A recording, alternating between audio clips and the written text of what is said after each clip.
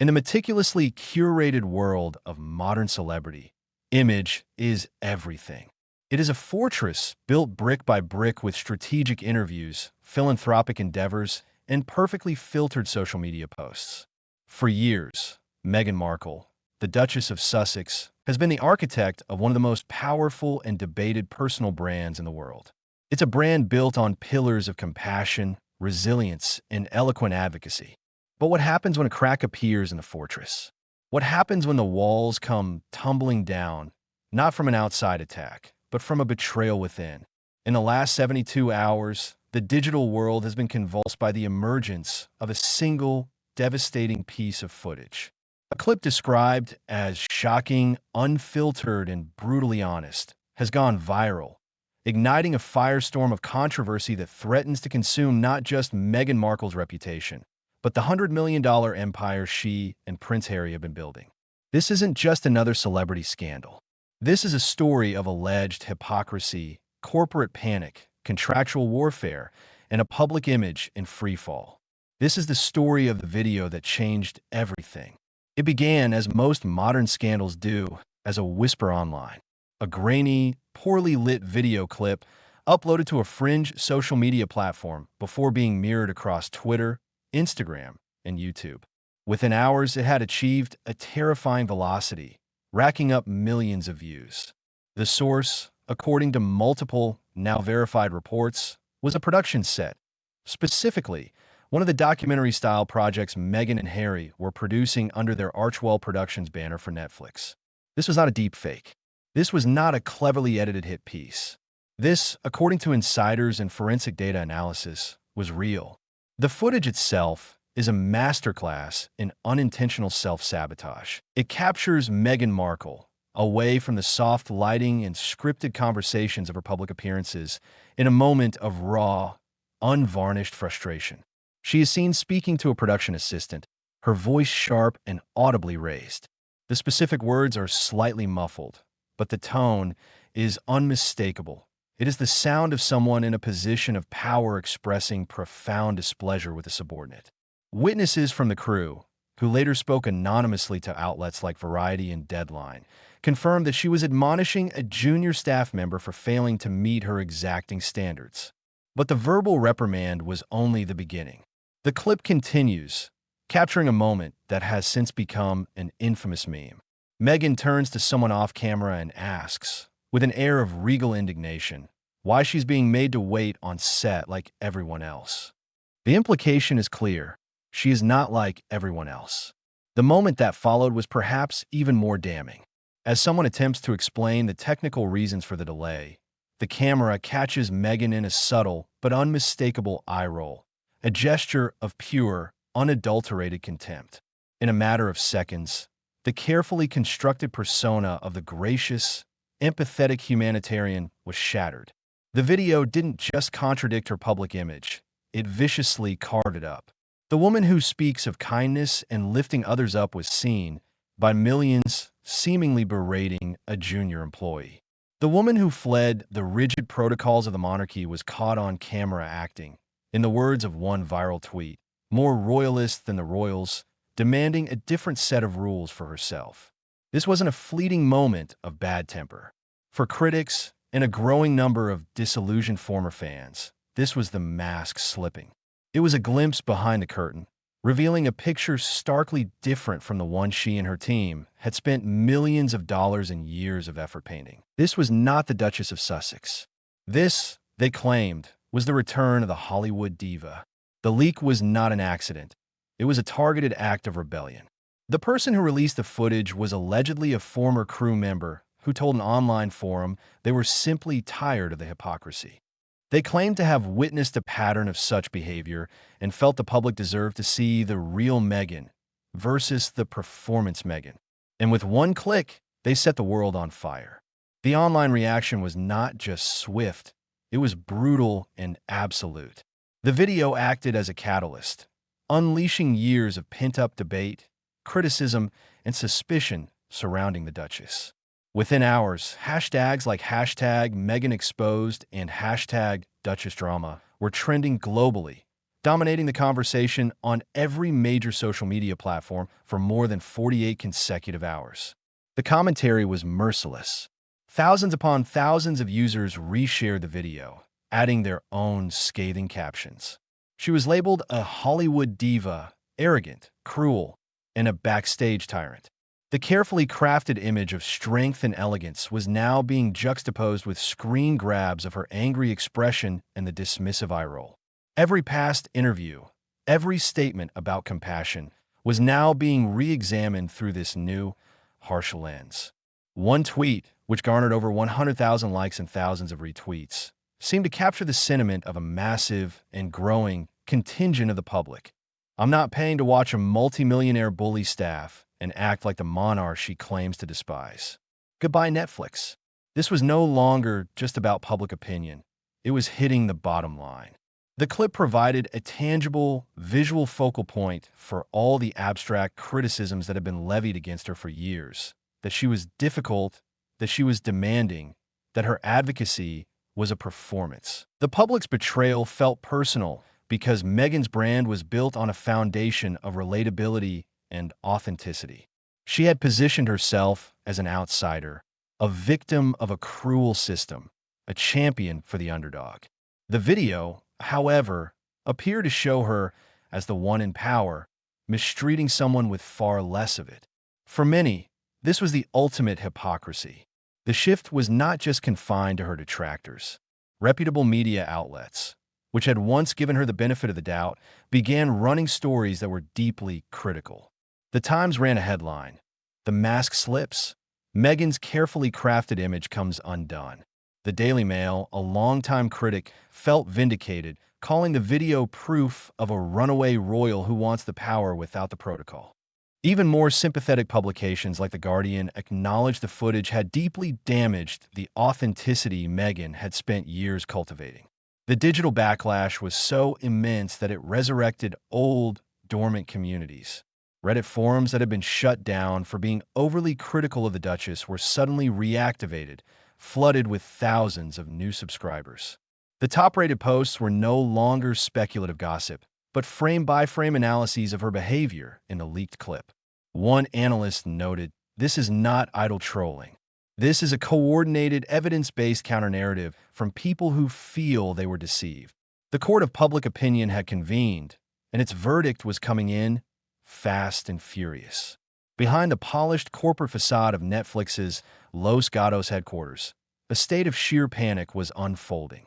The streaming giant, which had invested a staggering sum, reportedly north of $100 million, in their multi-year deal with the Duke and Duchess of Sussex, was now facing what insiders were calling its most embarrassing PR meltdown in history. The video had blindsided them completely. Internal sources, speaking to The Hollywood Reporter and Business Insider, revealed that the executive team was in full-blown crisis mode. Emergency board meetings were called within hours of the clip going viral. The atmosphere was one of confusion, anger, and frantic damage control. The core of the problem was a catastrophic failure of oversight. Some top executives weren't even aware that such footage existed. Others had assumed that any on-set friction, a common occurrence in high-pressure productions, would have been professionally managed, with problematic footage being deleted or locked away long before it ever reached the post-production stage. The question ricocheting through the executive suites was, how did this get past quality control? But the more terrifying question was, why was a star client, in whom Netflix had invested a fortune, not being properly managed on set? The leak exposed a critical vulnerability in their production pipeline. They had handed over creative control and millions of dollars to Archwell Productions, assuming the Sussex brand was a guaranteed asset. Now, it was exploding into a massive liability. The language used in internal communications was stark. The word liability was being thrown around in relation to Meghan herself. The focus shifted from nurturing a creative partnership to mitigating a disaster. The company's public silence in the initial 48 hours was widely misinterpreted. Pundits and journalists speculated that they were crafting a careful, strategic response. The reality, according to insiders, was far more chaotic. The silence was paralysis not strategy. They had no idea what to do. The video wasn't leaked by them. It didn't originate from any official release they controlled, and therefore, they had no legal standing to issue takedown notices based on their own copyright. They were powerless to stop its spread. The board members were reportedly furious, demanding to know how the viability of the nine-figure Sussex deal was being assessed. They had bet big on Harry and Meghan to bring a new level of prestige and a massive global audience to their platform. They envisioned them as the faces of a new era of inspiring, high-end documentary content. Now, that bet was looking like one of the worst in the company's history. One industry observer put it bluntly, "This is the moment Netflix realized they bought a brand they can no longer manage. This isn't just a PR problem, it's a contractual nightmare." As Netflix scrambled internally, Meghan Markle's team went on the offensive. But their reaction did little to soothe the escalating crisis. Legal experts reported that Meghan's team was immediately in contact with Netflix, not with a collaborative tone, but with a demanding one. Their message was clear: "You are the studio, you are our partner, clean up this mess." This, however, created an immediate point of conflict. Netflix's position was that they were not responsible for the leak. It came from an Archwell production set, allegedly from an Archwell-hired crew member. According to sources, Meghan accused Netflix of failing to protect her brand, a brand they were paying for. This argument reportedly fell on deaf ears. Netflix's legal team, while silent publicly, began to quietly push back. The situation was spiraling into a complex contractual dispute. Meghan's lawyers were reportedly combing through the fine print of their deal, looking for clauses that might allow them to claim breach of contract. Their argument centered on the idea that Netflix's inaction in the face of the leak was causing irreparable damage to her public image while she was under an active production contract with them. The public sentiment was turning so toxic, so fast, that the company's own brand was now at risk by association. Insiders reported that Netflix's lawyers were preparing their own counter-strategy to renegotiate the terms of the deal, or if the public tide didn't turn soon, to find a way to sever ties completely. The power dynamic had fundamentally shifted. Weeks ago, Meghan was a prized asset. Now, she was a toxic one. The financial data began to paint an even grimmer picture.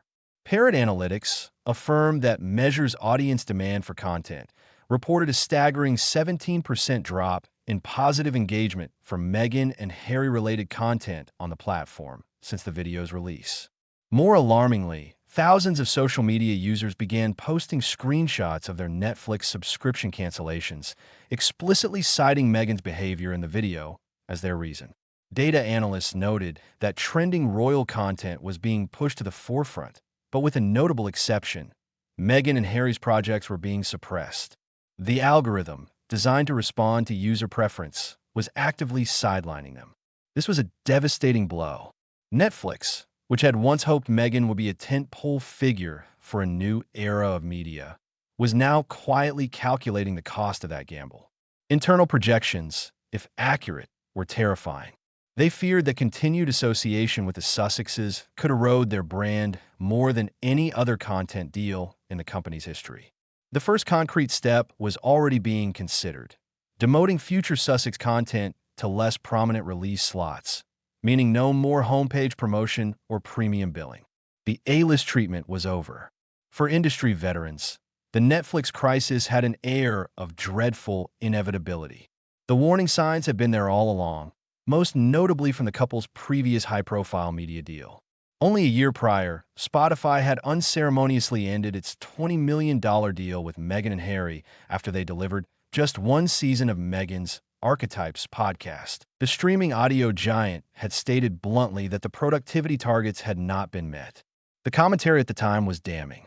Bill Simmons, a top Spotify executive and one of its most influential voices, didn't mince words on his own podcast. Referring to the couple, he said, "The fking grifters." That comment should have been a five-alarm fire for Netflix's leadership. It was a public, high-level warning from a major media partner that the Sussex brand was perhaps more trouble than it was worth. Yet, Netflix forged ahead, confident that their global reach and production muscle could succeed where Spotify had failed. They believed the long-term prestige would outweigh any short-term difficulties. Now, the data was proving them catastrophically wrong. Analysts at Forbes and Bloomberg published scathing reviews of the Netflix investment, calling it one of the most underperforming celebrity content deals of the decade. They pointed to internal Netflix tracking data, which had previously been overlooked. While Meghan and Harry's initial docuseries had a strong debut, it suffered a staggering 60% viewership drop-off by the third episode, an alarming sign of audience fatigue that executives had ignored in favor of the initial branding buzz. The fallout from the leaked video has now extended far beyond Netflix, casting a chilling shadow over Meghan's entire standing in Hollywood. The silence from her A-list friends has been deafening. In a town where public statements of support are currency, not a single major celebrity has come to her defense. Hollywood, it seems, is holding its breath, waiting to see which way the wind blows. This silence is strategic.